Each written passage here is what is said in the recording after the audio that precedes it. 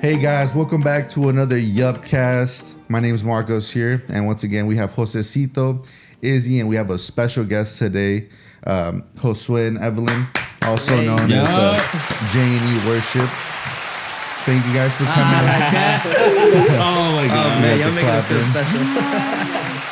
special. So thank you guys for coming today. Appreciate it. Really appreciate you guys making time and coming. You guys are coming out from quite far from where we are. So today, without further ado, the question that we wanted to ask, what do you guys think about that new Batman movie? Oh my god! Like a super theological question. I was just kidding. Like Robert Pattinson? Are you kidding me? No, I mean we wanted to get into what J&E Worship. So if you guys want to start off by telling us how you guys, even going farther back, is how you guys met, how you guys came to be J&E Worship, and what you guys represent today. Before anything, I just want to say thank you guys. Yes, for having us. Considering us. Yeah, no, we feel really honored. We feel really honored. So, man, regarding that question, you know what? It's funny, bro, because we actually met in our early 20s. And You were 18. 18. I was 18. You were 18 when we met. Gosh. How old are you now? I'm just kidding. Don't say that on the camera. So I'm a PK, and at that time, my parents and I, we were looking for a church to rent, and we were able to find a church in Richmond where I grew up, and it was actually her uncle's church, and we were able to rent in the same facility, and we were both in music. So I was playing the keys one day, and I see this young lady looking at me, and she was like, "Let me get your number." I was not looking at you. She made the first move? No, she did not. So we started leading worship at church, and that's how everything, begins, right, babe? I don't know. Yeah, I didn't really like you in the beginning. Does it have That's to be perfect lower? right there. Yeah. Oh, okay, great. I just think it's really funny how God brought us together, because I think it's something that we weren't looking for. And I think a lot, especially in this times, a lot of young people are like searching and they want to find their significant other. And it's interesting because we were both doing God's work and we were trying to expand the kingdom of God within our own churches and our own youth groups. And it's funny how God brought us together while we were least expecting it. Because I wasn't expecting you to walk through those doors, and I don't think you were expecting to see me. But it's just a reminder that when you... Like the word of God says, seek him first, work in the kingdom, and everything else would be added on to you. And I think from the very beginning, I've seen that in my life where, working for God, trying to do my best to live for God. And then, without even thinking or expecting it, God sent me my knight in shining armor. Yeah. And then the other part of your question was, Or how you guys became like J&E Worship and... Yeah, so I think... he mentioned.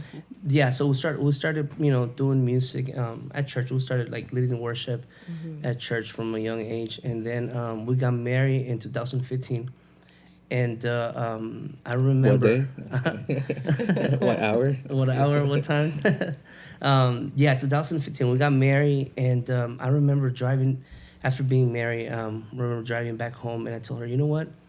I think we should start writing music. I mean. Prior to that, we would wrote some songs, but it was nothing that, I was just living there. And we were able, I remember that night, I was like, I think we should start, being intentional on creating music. And then we had this really honest, raw talk with her, and we were kind of like laughing it off and saying like, but who's going to listen to us? Like who are we, And there was a lot of hesitation. There was a lot of no, should we do it? No, but we don't feel qualified. We don't feel like we're good enough. So all of those thoughts came in that car, right? Yeah. And after praying and after, telling God, you know what? We're just going to be obedient to you. The funny thing that J&E Worship, how it came about, we didn't really want to be intentional to call us Josue and Evelyn. It actually is Josue Evelyn Worship. Yeah. And we were like, okay, we're going to have to find a name for the band, right, or for the brand. And we were like, I don't know what we're going to, we're not going to name ourselves. said, you know what? Let's just do our initials. Let's just do J, E, and what we do is worship. So, yeah, let's just do J worship. Nothing theological, nothing with the, I know. you know, we just went with it, bro. And I remember opening a channel, and we started believing in God, and you know, we did our first song, and it's just been there. You know, God has been good. Our first song, surprisingly, we actually recorded it one night before at what was it at? Are you talking about the cover? Dios Yeah, Imposible? Dios es Imposible. Oh, it was like at a church with like this kind of like a little box. I don't even know. Not like an actual recording studio. Yeah, no, it And- wasn't an actual studio. Yeah. It was like really like like bro, like it was bad. But you know, God showed up there, and we upload that content, and the first, I want to say 2-3 days, it hit like 30,000 views. Damn. And we were like, wow, like, what is this about? And then people started subscribing, and you know, and I felt like the Lord was telling me, you see, I got you guys. It's not about you guys. It's not about your talent. It's about the sound that I'm gonna be producing in you guys. So God has been so faithful, and I know we don't do it for the views, but you know, if you get to know our story after that car, you know, when we had that conversation and feeling we're not qualified, we felt like we're not good enough, and God, you know, just all of a sudden come through and surprise us. So it's been an amazing journey. Yeah. Yeah.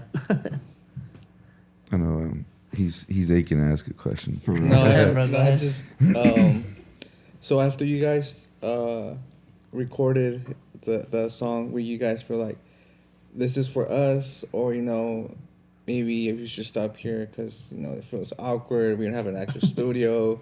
Like, what was your idea or mentality at that moment after you guys recorded your first album? Okay. So I think you're taking me back, Izzy. No. I think after seeing the result, after seeing, you know, what the reaction, I guess people kind of like commenting and liking that first cover that we did, it kind of motivated us to keep going. Not gonna lie, there were definitely still feelings of insecurity, feelings that, you know, kind of like what he was saying in the beginning, who is gonna want to listen to us? And I just kind of want to talk about that a little bit more, because I feel like that was one of the things that stopped us for a long time from doing anything, was this thought of who is going to care? Like, who is going to check in with what we're doing? Like, who is going to follow us? Who are we? Who am I? Like, I'm not talented enough. We don't sound good. Like, we can barely even sing.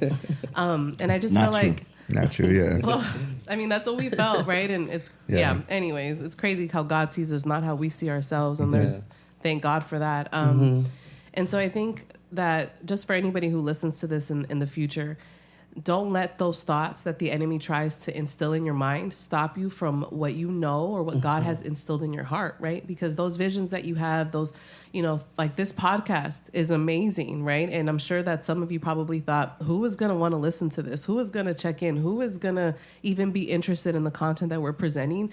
And let me tell you, people will be interested. People will check in. People will listen, and people will be changed and, you know, impacted through the conversations that you're having. And so I just wanted to say that again, that that was one of the things I think that stopped us for a very long time. And even after we did that first cover, and like he said, it was like on a bootleg budget. Like, honestly, it was not a very good, at least audio wise, it was not a very good production, but God has been merciful and he was graceful, and he kind of showed us it's not with your strength, but it's with me, it's with mine. And this is like confirmation. So I think it was like a motivator to continue, like keep going. And then we recorded a second cover, and that one got a lot of good feedback as well. And then I think the third one that we uploaded was where we were really like, wow, okay, we can't stop. You know, I think we were starting to build a family at that point. And we've seen a lot of people that started strong, you know, young people, and then they get married and then they have a family and then they stop. Yeah. And nothing wrong with that, right? If that's what you want to do, great. But after seeing the feedback on our third cover, we're like, we can't stop, even if we want to. We're tired, but we can't stop. And that third video, I know, All Glory to God, right now has like 1.5 million views on that one. And we were just like, wow, this is amazing. And then we started seeing like the number of subscribers go up, and we're like, okay, God is on the move and we're doing something right. And I think just always reminding ourselves that this isn't about us and it's not about seeking platforms or publicity or a name. It's about putting his name up high, right? Wow. It's about Yeah. exalting his name. That's what it's all about. That's what it's always been about. Yeah. Sorry, that's all I got for that. No, that Yeah. was really good. Yeah. Yeah, going back to qualification, Yeah. that's really important, especially for the generation. You know, we're really trying to impact the generation that is uprising. And I think if we were to look at the Bible and we look at the story of Moses, you know, he felt disqualified, you know, because, you know, he had a speech impediment and he felt he wasn't worthy, you know, but God used him in the end to take his people out of slavery, you know. So, you know, if you're somebody that, you know, maybe you think, oh, I'm too young to be doing this, you know, or maybe you think, oh, I'm too old to, you know, still be serving God, you know. In the end, it's really like, no, just do it for God, you know. If you're obedient, he's going to take you, you know, from glory to glory. But yeah, I mean, wow, that's really good. And then you guys started Casa Worship recently too. And, you know, I don't know if you want to touch bases, like what's the mission behind Casa Worship? You know, what's your end goal for that? Right. So That's your baby. you know what? After creating those contents, as a creative, I got frustrated. I don't know if you guys can relate to this. Like, I got frustrated because I felt the pressure of keep creating and creating, and sometimes that can be a dangerous zone to be, because you're not creating from a place of your heart. You do it because what people are kind of like they're expecting, you know. So I remember that it got to a point that I couldn't sleep at night thinking about what am I gonna do. Like after I released this song, what am I gonna do? I had to start thinking about like the next project, and then I felt like the Lord just was telling me, you know what, just take a pause, because you need to be fulfilled, you need to be you need to be filled with my creativity. So it's not about your strength. So so at that moment, we took a long pause. We stopped creating content. We had babies, so obviously that changed a lot. So with that being said, Casa Worship was born in a season that I was coming out of my home church, which I served for like 12 years. A long time. And we were actually thinking about finding a new place, and we were able to find Palabra, which this is our new home. And we feel really honored to be part of this beautiful church. And I remember feeling back in how long was this, like 3 years ago? 2019. About 2019. Yeah. I was feeling very broken, man. Very broken. I was going through a moment of like I felt like I needed just to pause. At that moment, God was doing a lot of good things. We were serving at different churches, but it kind of felt like we were just fulfilling agendas. You know, and we were serving, but we were fulfilling agendas. And then that pressure got up to me. And then the Lord was telling me, you need to pause. You need to stop doing what you're doing. You just need to like hear me out, man. And sometimes as creatives, we can misunderstand that, and we just get connected with the creative process of it, and you know we don't stop. So I remember that Casa Worship came about because I wanted to bring people that feel disconnected, that feel broken, that come from a place of being hurt in the church. You have two type of people. There's people that are broken from that they're outside, you know, they're living the world life and they're broken. But you also have people that are being broken inside the four walls of the church. Yeah. And that was me. You know, as a PK, I've been broken. I've been disqualified. There's been people who have told me, no, you're not going to be able to do this. So Casa Worship, it represents that. It represents people that have been broken, people that have told them, you know what, no, you're not qualified enough, you're not talented enough. And that's the whole reason why we built Casa Worship Collective, to bring people into, you know, to just bring them back and just to worship all together. Kind of get that home feel too, Correct. right? If I may add also to that, so Casa Worship was a project that God revealed to him, to us during the pandemic, so specifically during 2020, right? And so it was during that time where churches shut down, people weren't going to church, there was a lot of fear.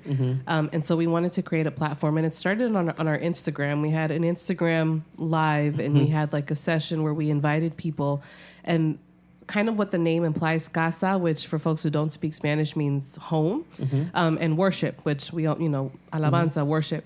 And so it started off as a cry, as a need to re-implement, worship in our homes, because we were in this season, I remember, where, because people had stopped going to church, they had stopped worshiping, they had stopped praising.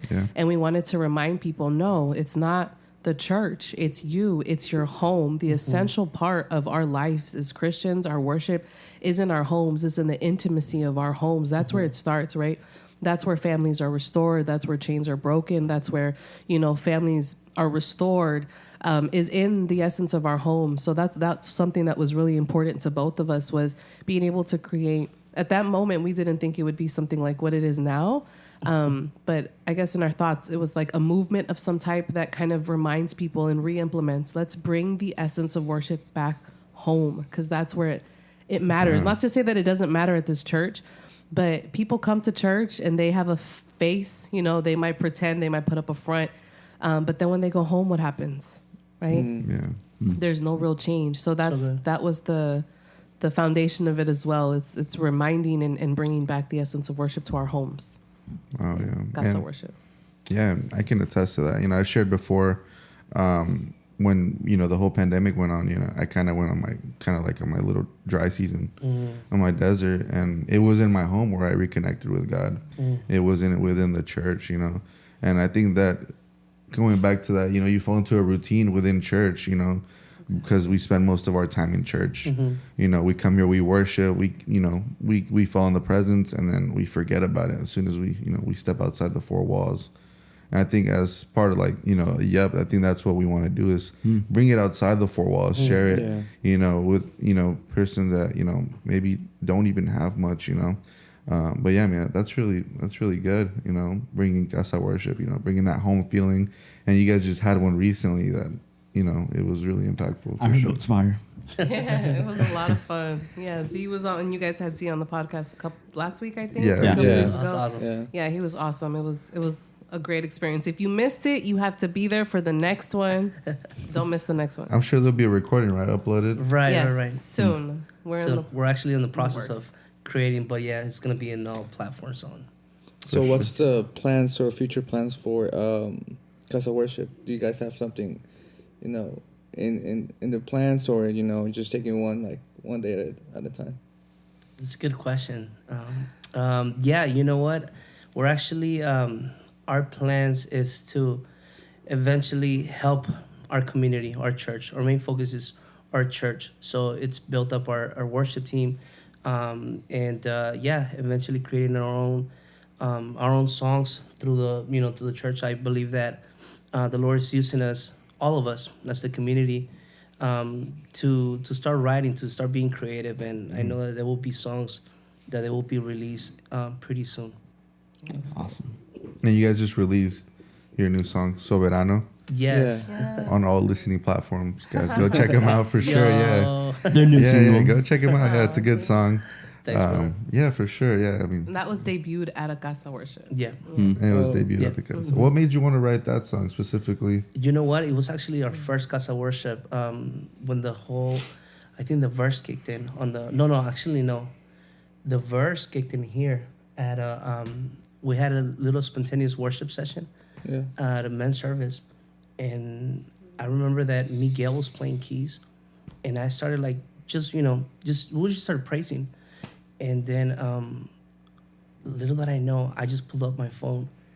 And I stopped singing. I just grabbed my phone and I started singing something. And I was like, I need to record this. And then I went home and I heard it and I said, yo, this is something. I know this is something.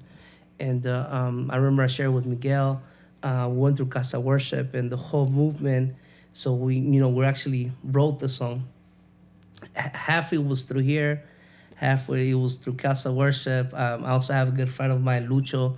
He helped me co-wrote it as well. It's been a fun process. So it was I can't take all the credit for it. It's been a journey with all of us as creatives. So. And I really like that song because I think it kind of exemplifies what we want Casa Worship to be about a little bit too, about bringing the disqualified, the unloved, like reminding them and bringing them back. I remember when he shared the first verse with me, he was contemplating changing it or keeping it the way it was.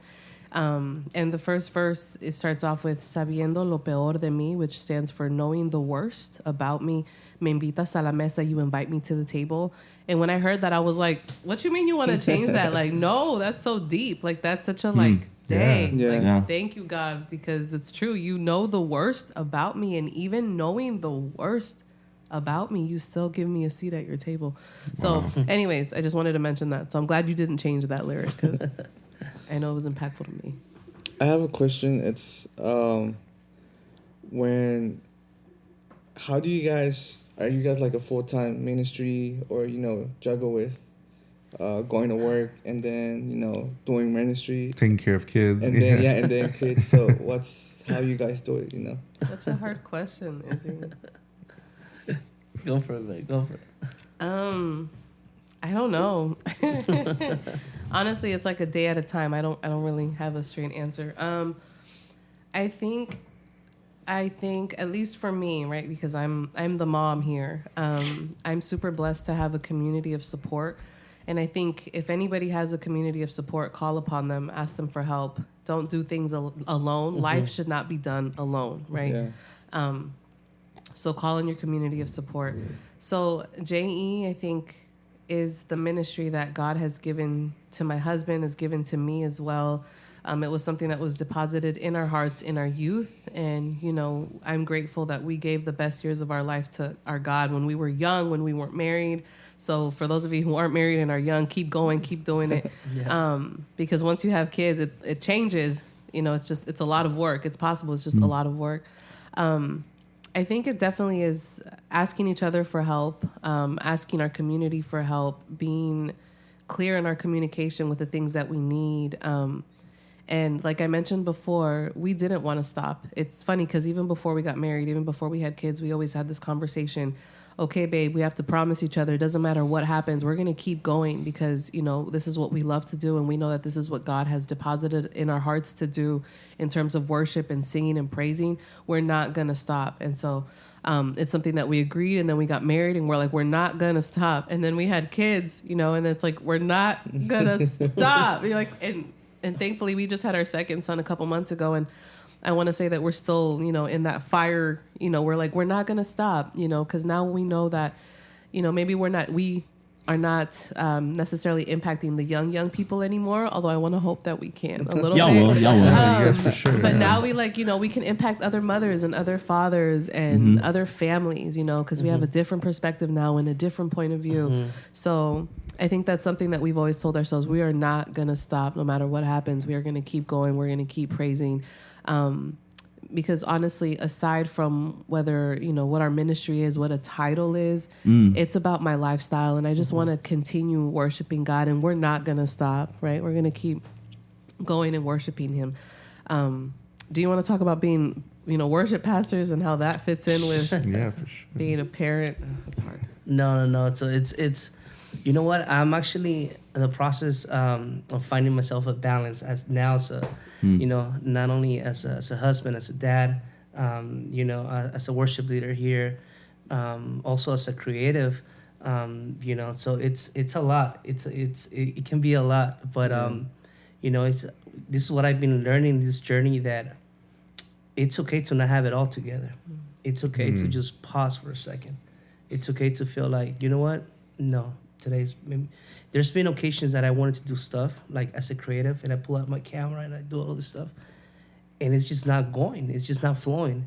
So if you would have asked me that 5 years ago, I would have been like, no, I have to do it. I have to do it because I have to do it.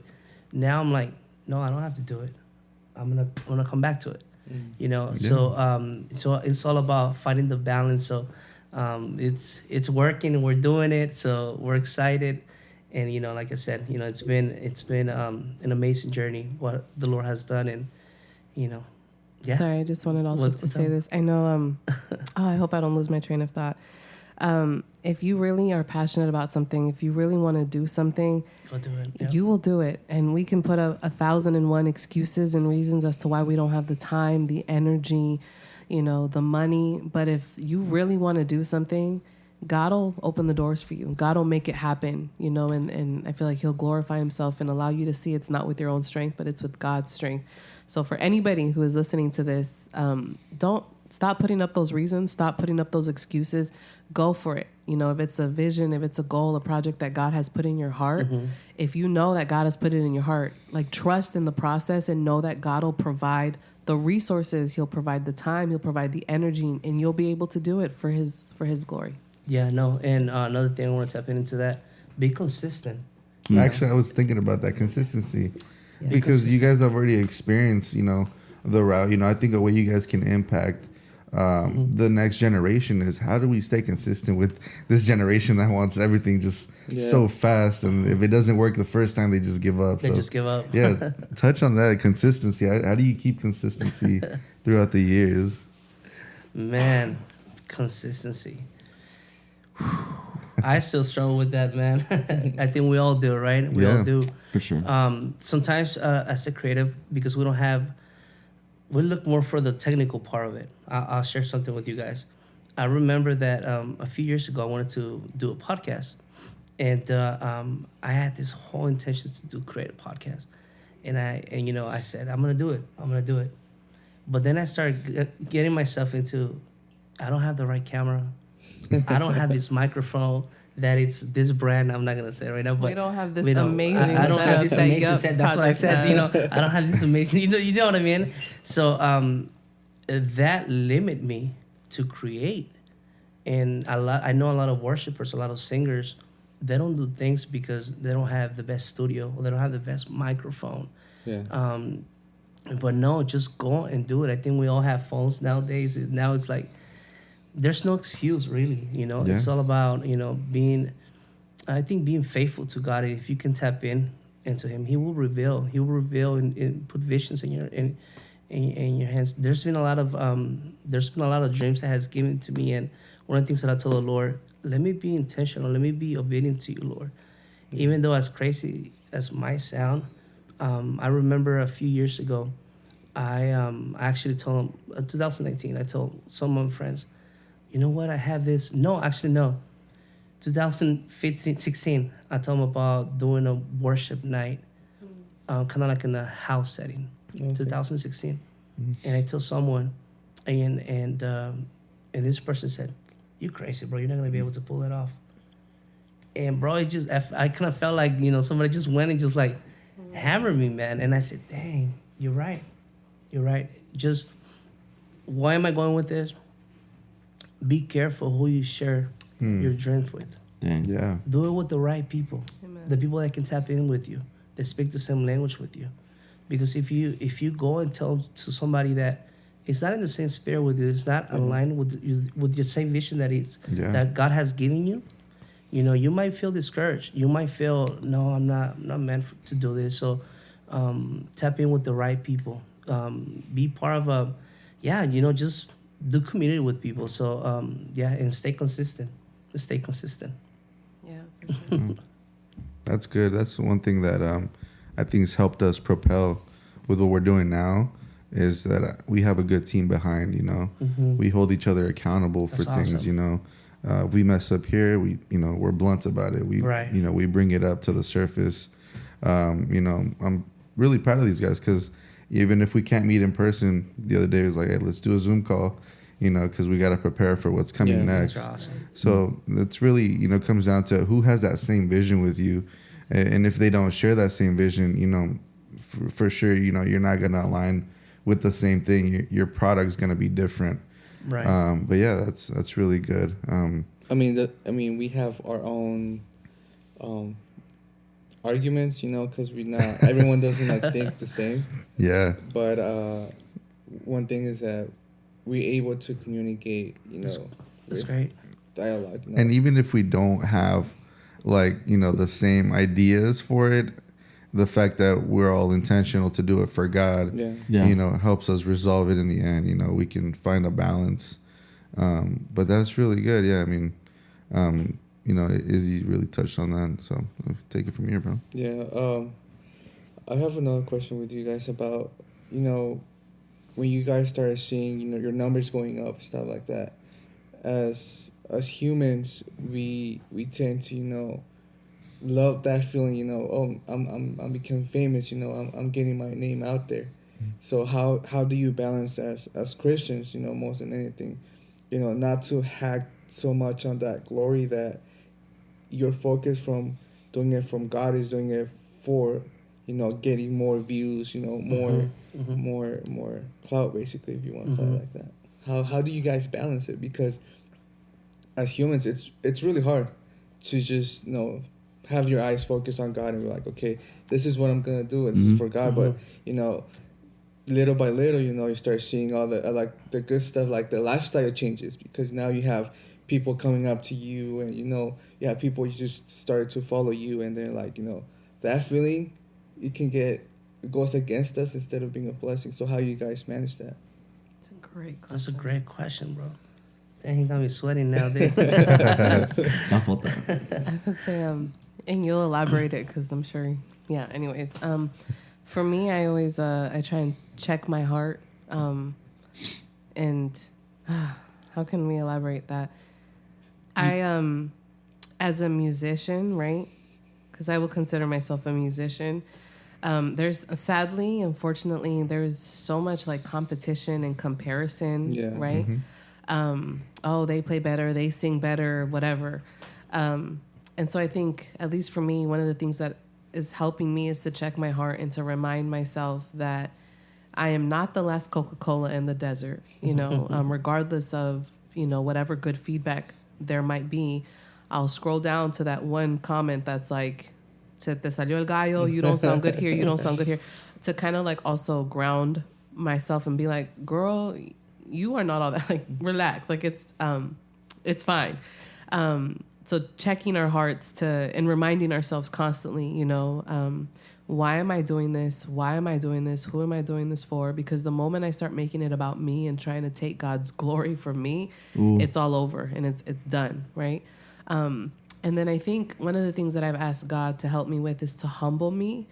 And it's funny, but I feel like whenever I ask God for certain things, it's like, I'm sure y'all have seen maybe like there's these videos on Instagram where it's like, I asked God for patience and God gave me these difficult situations to be more patient.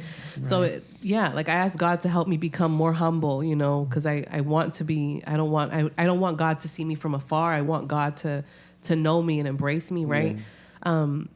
And, you know, God has put me in humbling situations, you know, and I thank God to that as a way to like remind myself and to stay grounded. And I feel like if you're not praying, if you're not reading your Bible, if you're not fasting, if you're not in a community of people where other people hold you accountable, then you for sure will allow that to intoxicate you, you know, will allow all of that those roses, those petals being thrown at you to, you know, to fill you up with that pride, that terrible pride. I don't know if you want to.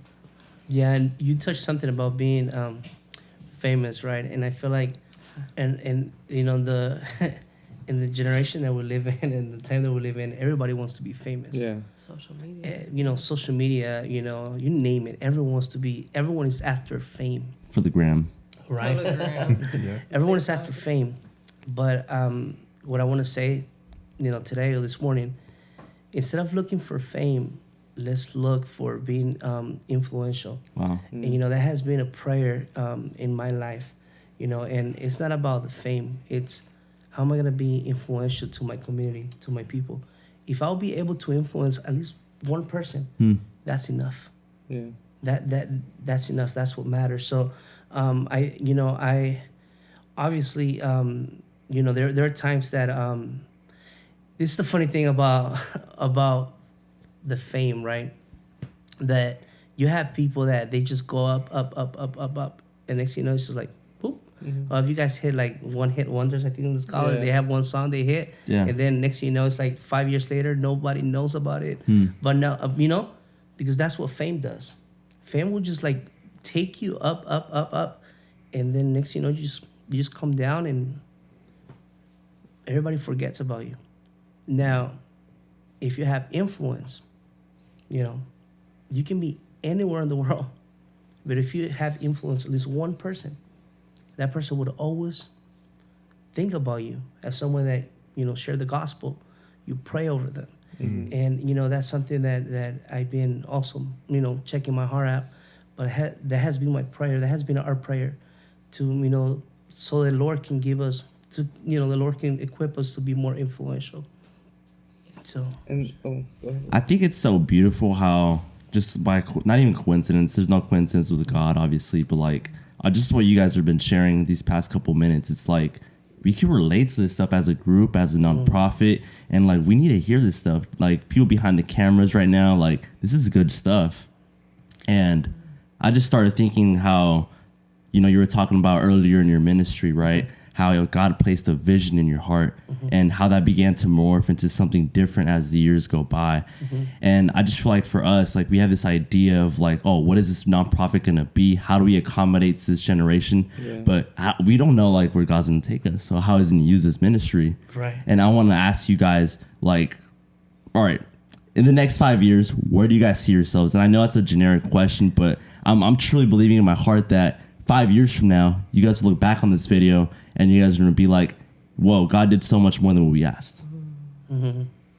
So I guess the question is, what do you guys see God doing in 5 years in your ministry, in Casa worship, in J&E worship? That's such a good question. Definitely see myself serving the Lord with my family. And believe it or not, and probably it's not going to be behind a microphone. I'm actually being intentional about that. Years ago, I would always be at the front line singing and praising it. Don't get me wrong, I love it. I mean, I've done it so many times that it's just part of me.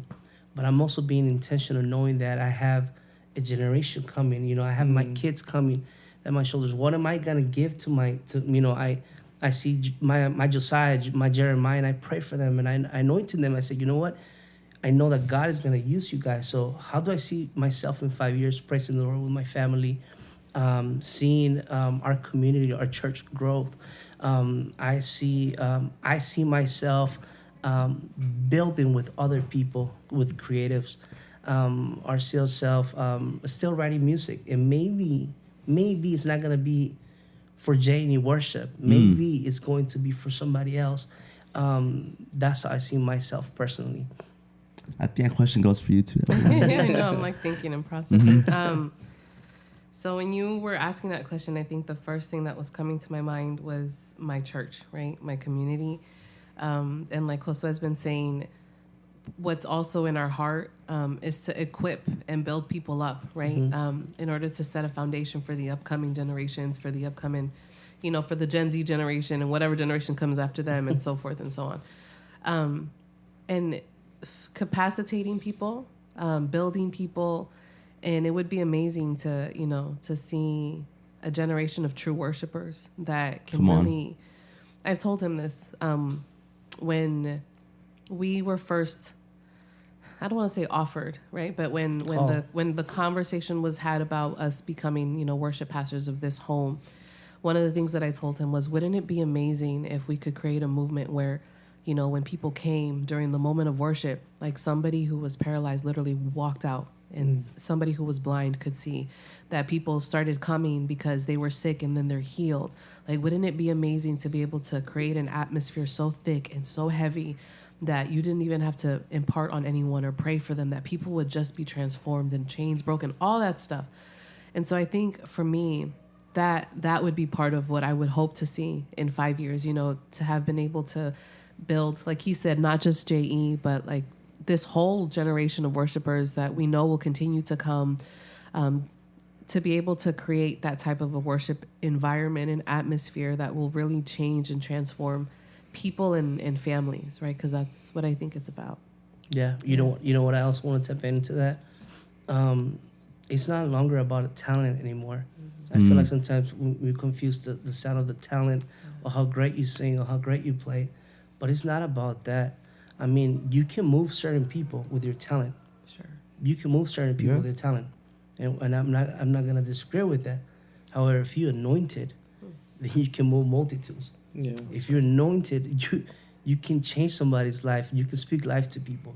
So nowadays I feel that that culture of like, oh, because you play good, because you sing good, I feel like that needs to be replaced. We have to have worship teams that they're closest to the Father's heart. They can actually they have a prayer life. They have they have a devotion, and it's not just about the talent. Sure, everybody likes the talent, but it's not only about the talent. It's also what you carry. Amen. So I think it's so beautiful that let's say we had somebody famous on the podcast, like let's say I don't know, Rihanna, right? And we would, if you were to ask her the same question, where do you see yourself in 5 years? Like she would like probably mention numbers, followers. I think it's so beautiful that you guys like took a so selfless act and like saying, well, more than like our platforms growing, we want to see this generation grow. And I feel like if that isn't the posture of your heart, then at this point you're not being effective. I think, like you said before, Josue, there's a lot of people striving for attention instead of effectiveness. And a lot of times those things don't correlate. You're not going to have a lot of attention, but you could be effective. And that's pretty much what we're trying to do with all of this, being effective. Even if it's that one person tuning in, like you don't know how like you might be able to impact that one person and that person's family. Like it's just like a domino effect pretty much. And I feel like it's such a blessing, like you said before, to have like a community of people like with like-minded vision. Because dreams can only go so far, but vision goes beyond what you could see, touch, imagine.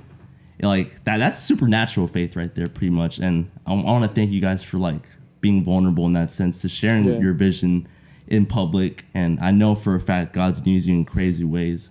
Amen. Yeah, for sure. And and touching back, like you guys are worship pastors now. That's true. I've definitely been lacking, like, getting connected with you guys, but, we got all this going on. But, one factor that you mentioned is like, getting the team like on a devotional, getting them connected to God. I feel like one of the things that the church falls into a routine.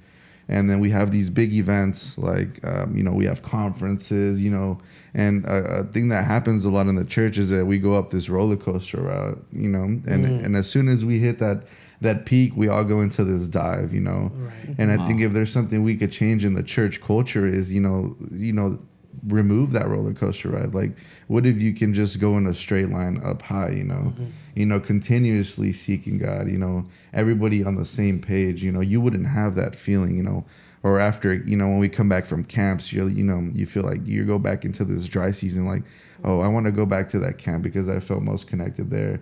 And I think that's the thing that Casa Worship's going to put on the table, though. When you teach somebody to worship in their home, when you instill, going to your secret place, that's going to get rid of that up and down in the church culture. So I think that's something, I definitely, God's put it in my heart, get the team on track, even have prayer nights, stuff like that are going to get us all on the same page.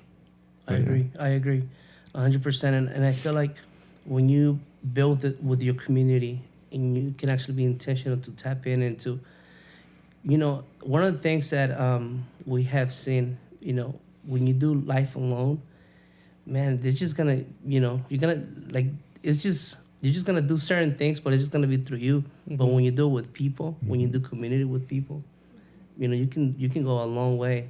So I find myself trying to build on that, working and be intentional about that.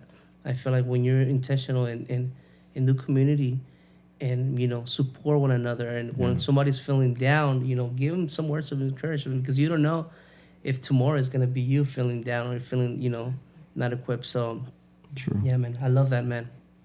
For sure. Yeah. I have two questions before. Dang, not one, two. Yeah, I have two questions.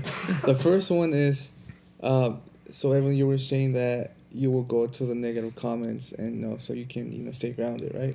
But my question is, there's not only one, maybe something you see multiple times. I'm not saying you guys. No, I'm the just saying- question No, is we get multiple. the question is, do you delete them though? No, well, my question is, how do you bear with criticism? We as humans, we don't like being criticized No, we don't. because that either makes us or breaks us. Yeah. So how? And I'm just saying this because of us as well. We are we're starting, and we haven't seen any negative side yet, but I know eventually people are just gonna hate. you know? And people are just not maybe sometimes agree with what we do right now, or the topics we talk about, or in general. I'm just talking in general like aspect, but how can we not let that influence us, because people talk and words can damage more than an action. So how can we stay grounded and not have that influence impact our lives so much that maybe we don't want to be stop doing casa worship, or stop recordings and disband J&E or stuff like that. How can we Okay, I'll start it, but then you finish it, okay? No, let me start. Because it's a hard question. Okay, let me start. I will say stay focused. And even if it's just one person that is being blessed and there's 10 negative comments, that one person, it was worth it. And also think about when you pick up a rose from a garden, the rose, it looks beautiful, right? But if you cut it, like you can, tiene espinas, como That's dices? Thorns. Thorns, right? So what am I saying with this? Projects like this, there's a lot of beautiful things coming, but also you have to know that around that beautiness of the creating process, there would also be negative comments. Yeah. There would also be people that would just like they flag you down your video. There will be people that they will be like, no, you guys are weak. Well, you guys are doing this, blah blah blah. Like, but if that one person you were able to bless them, it was worth it. Stay focused, stay in the same line. And I can see you guys being, like from being here, like I see you guys and all of you guys are committed. And this is you guys' baby.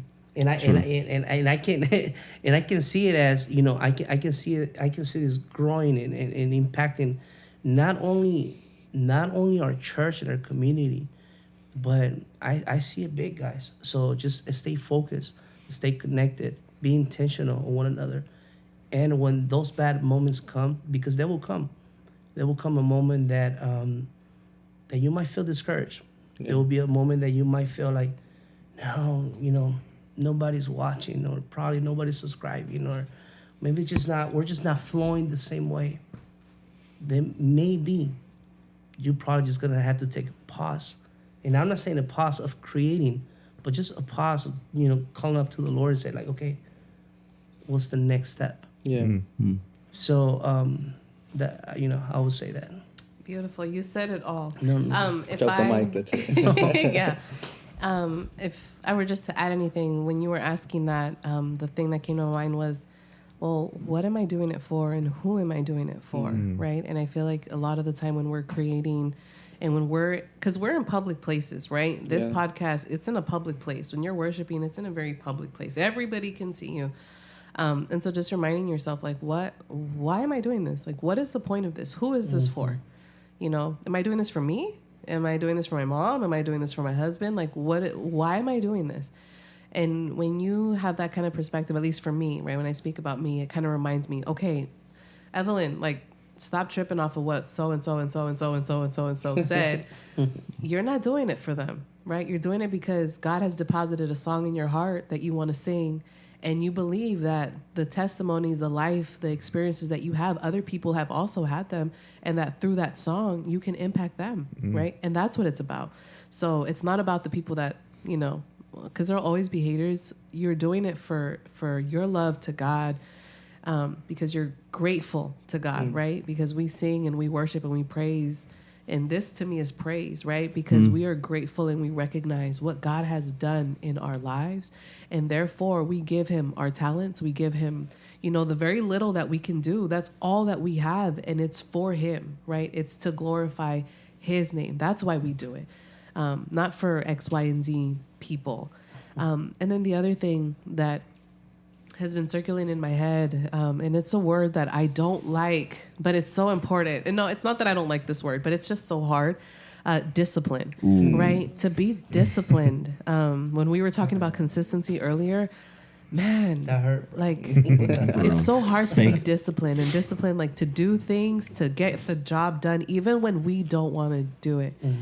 So reminding ourselves, and finding accountability partners, you know, having a community to help us stay disciplined, so that we can continue, you know, doing God's work. So having that accountability factor, right? Just like a side question, right? How do you guys take constructive criticism within your ministry? So good. Just delete them. You know what? Years ago, I remember receiving, you know, positive criticism, and I remember that I would take it. Sometimes I would take it the wrong way. And then after years, I find myself, you know what? What's my posture? You know, you know, do I want to be, because if I'm hearing this, one of the things that I want to say is that you need to hear your team, the team that you work with, you know, because you're going to grow, you're going to build with them. They know you. And I feel that nowadays I take them all in. I take them all in. And even if I don't like them, I'll take them all in because, you know, and I go and I say, you know what? And when I have something that, because there's sometimes that you just get out of that room and you feel like, ouch, that didn't feel right, right? Am I being for reals? Am I being real? You are. Yeah. Like, am I being genuine? Like, so sometimes you just go and say, man, this is bothering me, man. But, you know, when you go to the Lord and say, you know what, but I'm gonna be obedient. Let me see. Let me break this through. If it's gonna mold me to break me and to be the better Josh that I need to be, then I'm gonna be intentional to work on this. I'll say something like really funny. So I have such a hard time memorizing songs. I think JC knows that. We love JC. Where's the lyrics, We bro? don't do what we do without JC and his team. So if y'all listening, we love y'all so much. Yes, shout out to JC and to the whole team. Man. And after that sponsorship, no, I'm kidding. No, I had such a hard time memorizing songs. And our home church, we're blessed because, we have JC, we have this creed. We're blessed, no pressure, right? But I had such a hard time then. Now I'm a little better now, but then it was just bad, especially with the new songs. I will remember them, but on the moment, it was just like... You'll blanked out. I blinked out. And my worship team, it started feeling kind of like off. And they communicate that with me. They say, hey, man, you have to learn your lyrics, man. Oh, don't worry, man. Like, I'll do it. And brushing it off my shoulders. But then it started becoming a thing that it was affecting my worship team. And maybe it was just that I needed more time, more dedication to be more intentional to learn the lyrics. You see, I learned the structure of the song, but the lyrics, they will disappear. Oh, and as a writer, sometimes you make songs off too. So like, if I didn't have the verse, I would just like throw like a little verse, but that's not the good way of doing things. So why am I saying this? You have to listen to your team. You have to hear your team out. And there will be times that you probably not gonna like it, but hey, just go with the flow and yeah, you have to take it. Growth is uncomfortable. Growth is uncomfortable. And It if will you're not make you- uncomfortable, then you're not growing. That's right. So you have to think about, if I'm just comfortable in all of the situations that I'm in, maybe I'm stagnant. I don't know if that's the word. And I just wanted to add briefly to the question. My train of thought's about to leave. Don't leave. Don't leave. Come back. Wait. Wait. Oh, gone. jeez. And I think it left. There it was goes I- out the door. I'm just playing. I was going to say something about, I remember now. When accepting constructive criticism, I also think it's very important to see and analyze who it's coming from. Yeah, I was gonna Right? go We're not just going to accept criticism, constructive or positive, Right. for anybody. Is it someone who has been living a consistent life, with God, someone that you can look up to, you know, because I think it's different when you receive constructive criticism from like your pastor or your mentor or a leader, and, you know, the fruits of the Spirit are within them and they're living a good, godly life. Nobody's perfect, but they're, you know, they have everything in order. Versus, you know, somebody who's all out of place, like they just, you know, wilding out and they're trying to give you constructive criticism. So I think that's really important too, is to not just accept anything and everything that comes your way and to be selective. You know, I think it was the Apostle Paul that said, I take the good and I, you know, don't take the bad. I don't know exactly how you say it in English, but you guys get my point, right? Yeah. Okay, cool. There was a moment I remember that somebody reached out to me and said, "Hey, I have a song that the Lord gave me and he told me to give it to you, and he told me to produce it, and I'm gonna be in your single." And just like that, right? And I said, "Okay." I said, "Just send me the song. I'll review it, but I'm not promising. Let me pray, and let me also like." I try to be like, I try to be polite and say like, "Hey, let me, I'll listen to it." And then this person was like contacting me like left and right, telling me like, "This is what the Lord is telling me to do," and I'm just being obedient. And then I tell him, "You know what? After I checked this person's social media, I said, yo, I know that." That's not it. I said, Hard pass. I said, no, I passed. And then this person all of a sudden just started turning.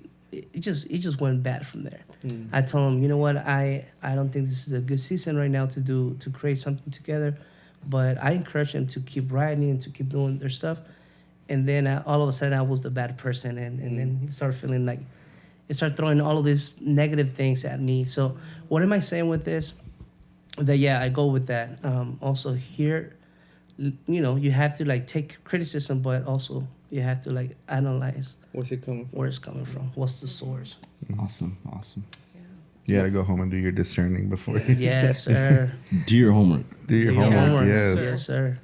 Right. When you guys go to churches, to sing and do worship, has it happened to you that they've done like weird stuff? Because I've gone and I'm not. What do you mean by weird stuff? What bro? do you weird stuff? Yeah, come on. Meaning like like they started. It's just like it's like extreme, but it has happened when they're like throw up and it's normal part of the service and stuff like that where you're like, We had cool. This is not how I worship, but like anything weird has happened like we've seen. Yeah, we have a lot. There's a lot of different church cultures too. There was once, and I just remembered it right now, where there was a woman and she just started cackling, but like it was not This guy's It was weird. Like the worship was fire, and then she just started. I'm not even gonna try and do it, but No, she don't was do like cackling really high and really extensively, and she would not stop, and everybody was just like, okay, that's normal. But I just remember thinking, Let me go pray for her. I was like, I don't know if somebody needs to put hands on her and deliver. Like it just wasn't from the Spirit. That's one thing that I remember, like the cackling. I think you know what I'm talking about. Yeah, I just remember being like, babe, that. Yeah. Anyways. We have a lot of funny stories, crazy stories. We have seen a lot of stuff, but share some. We you want know to what? hear. I'm glad that that's not longer our season anymore. So That's the thing about being on the worship and that you oversee you see everybody. everything. Yeah. You see everything. Right. That's like the funniest thing, especially here when we have like big conferences. Right. Like some weird stuff do be going down.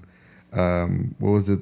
The first conference we had, or second conference? What was it? Last February of last year. Yeah, we sat there. Second. We had Or some third. guy with like a weird Bible, That's why. and they were telling us that he was like a warlock, right? And he had like a little pouch with some like dark oil. And we're like, we're like, what are y'all? Just get him out of here. Yo. I mean, But- we have been in services where, at least to him, because I do say he has the gift of discernment like really hard. This one, where we've known that like witches have been in the back of the service, and then like our worship has had to change to like. Anyways, So, you know what? I actually encountered. It was actually outside of a church, and there was a woman, that approached me in the parking lot and said, I have a word for you. And check this out. I have never seen her in my life. And the moment she's approaching me, she said, I have a word for you. And I said, okay. You know, and she started speaking on it. And then, and as she's speaking on it, right away, I felt something that it was off. I felt something was off. And then next, you know, she was inviting me to be part of her church. She was like, so she gave me a word. She gave me a word, quote unquote. And then towards the end of the line, she said, will you guys be interested to come to my church? But my church looks a little different. Oh, snap. And I said, you know, so how different? I said, it's different. You know, we'll send you an email, and then you will come to our church. It's more like underground, and it will, so Underground. So I said, Are you Jewish? you know, and then right away I knew that she was not from the Lord. You see, there will be a lot of people coming to the church, but not just because they come and raise up their hands, and they probably know the one song that you're like singing, doesn't mean that they're with the right intentions. So one of the things that I always ask the Lord is discernment kicked in. So yeah, that happened. So that was pretty wild. That was pretty weird. Yeah. Yeah, like you were saying, Marcos, you know, when you're up there in the worship team, you can see everything. I remember one time that I was barely first starting with piano. I don't know how to play piano, but the guy, he couldn't make it. So with the few chords that I knew, I was playing, and out of nowhere, I see just a girl just like started rolling in front of me, and I was just like, I needed to play, but I'm like closing my eyes, and like, God, please protect me. And I know like things like that has happened to you guys, you know, like where you can not just, you know, stop singing because, you know, you need to continue. Actually, you need to continue to pray, like praise even harder, and you know, and just and pray, and you know, so that God can be moving and releasing that, you know, that whatever's happening, but. I remember that like so vividly when I was just playing. I'm like, God, I need to see what I'm playing, and I just like this, and I just open my eyes and close them because it's scary because it's not something that you see often, and when it does happen, you're like, oh shoot, you know, and being raised in the church, you hear all these things that you know you need to be right with God, or you need to leave the room, or you know you just start praying because you know it can go into yourself, and I'm like. Oh gosh, it's just so scary. I was like, not my story, but shared from go for it. Go for it. I was gonna say like third or not third world, but like second world countries. Oh my God, I know what he's gonna say. I know what he's gonna say. From Kenny, good friend of ours, Kenny. Shout out to Kenny Noguera. He was telling us when he came out to visit. Was it last year? He's like the craziest thing I've ever seen in the church. He's like witnessed. He said a little girl about 10 years old pinned down like had to be pinned up by like 5 different guys. Yeah. I've heard stuff. Yeah. They couldn't restrain her. Yeah. And I was like, that's a little kid. Yeah. But yeah, that's like another crazy. That's like beyond what we ever see here. Yeah, that's crazy. You know what? Back in my dad's church, I used to minister like all the time, right? And I remember in a midweek service, this woman came. So my dad's church, it's like a smaller venue, maybe like less than 100 people. And so the community is like really tight. Everybody knows each other type of thing. So I know everyone by name type of thing, right? So I know when someone comes and it's new out of those doors, I say, yeah, I know that's a new person. That's a new person.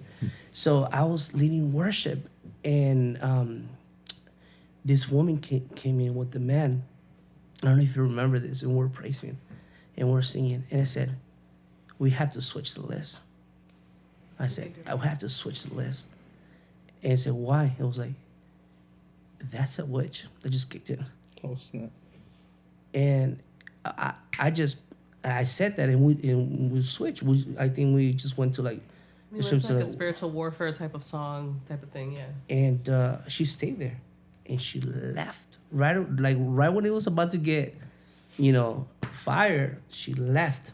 She came back again, and she was coming like once a week. She was coming. She came for I want to say for like a whole month.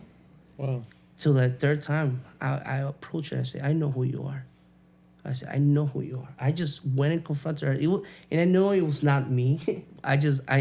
I knew that the Lord was guiding me. I say, I knew who you are, and I know you were doing here. And she just opened her eyes and said, no, no, no, no, no, you don't know who I am, like that. And I remember like following her out the door, and yeah, She never came back.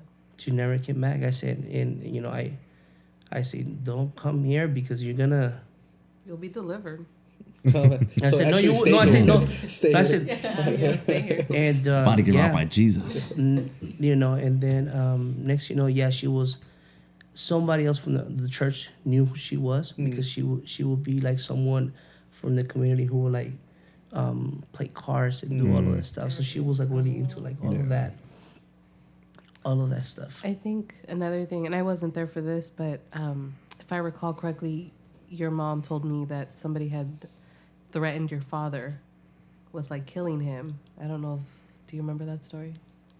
That came with a gun. With the a church. gun to Yes. try and kill your Whoa. dad. Yeah. And he I was like, forgot about that one. yeah. That one, see. And the guy at the end was like, I came to kill you, but I couldn't do it Yeah. Wow. He actually accepted Christ that day. that day.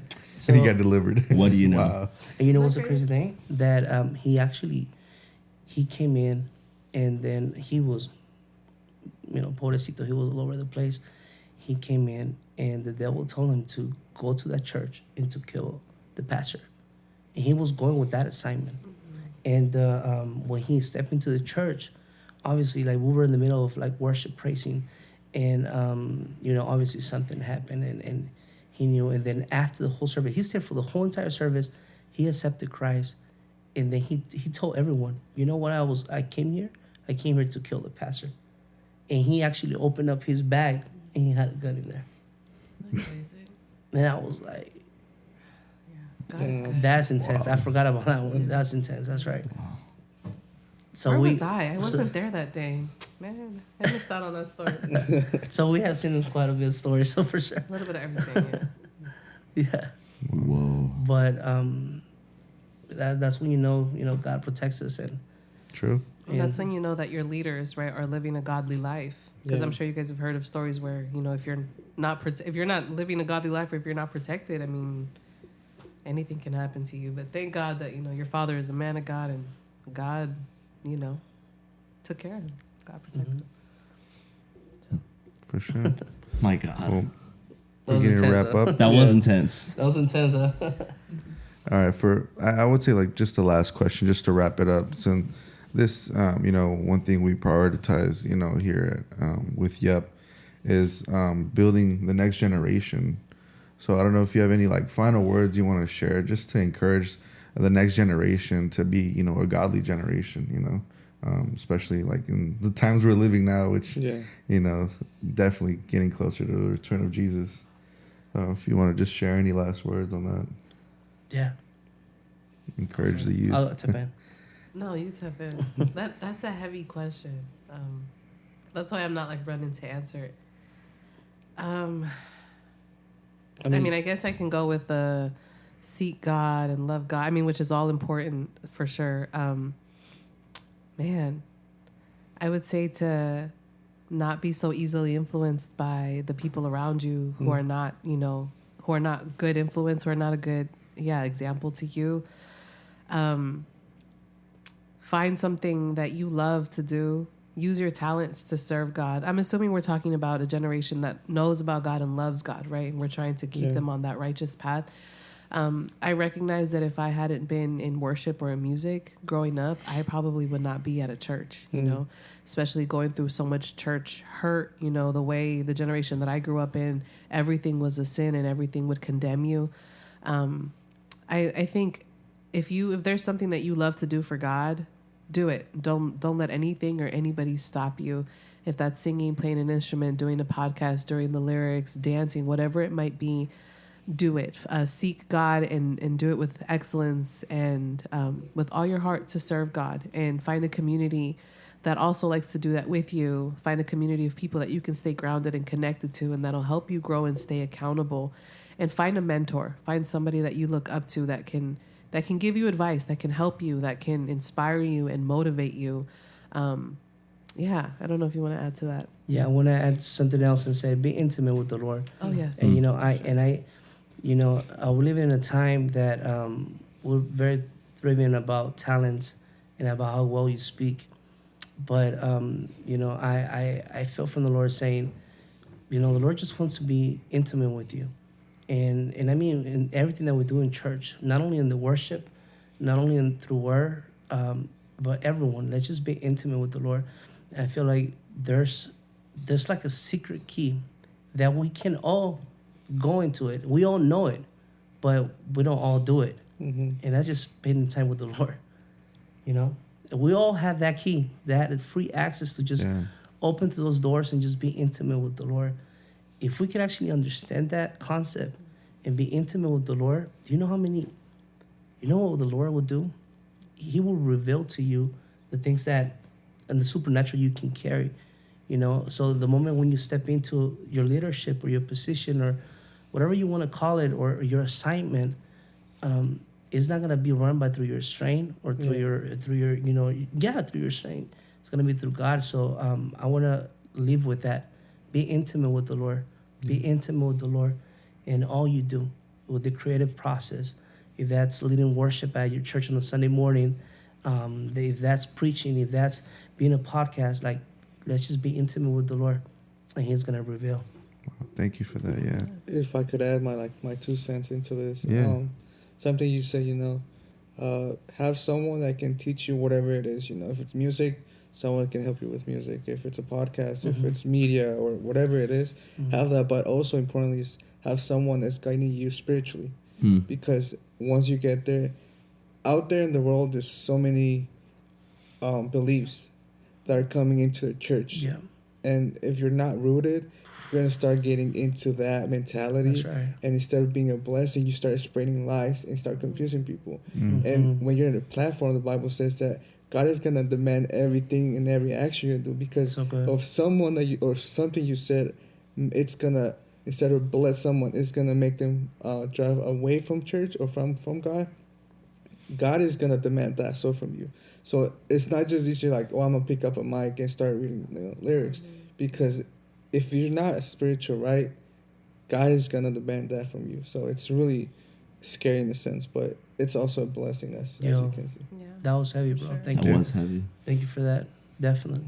All right. Yeah. Well, we're running out of time here, but thank you guys so much for coming. No, thank you. Make guys. time for us. Thank I you, really guys. appreciate it. We appreciate the effort you guys do as our pastors for worship as well.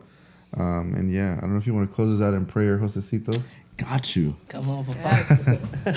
We thank you, Jesus, for this time, for the opportunity to have communion with you, Father God, to be able to interact with one another and like share that love, Father God, that you've already given us, Father God.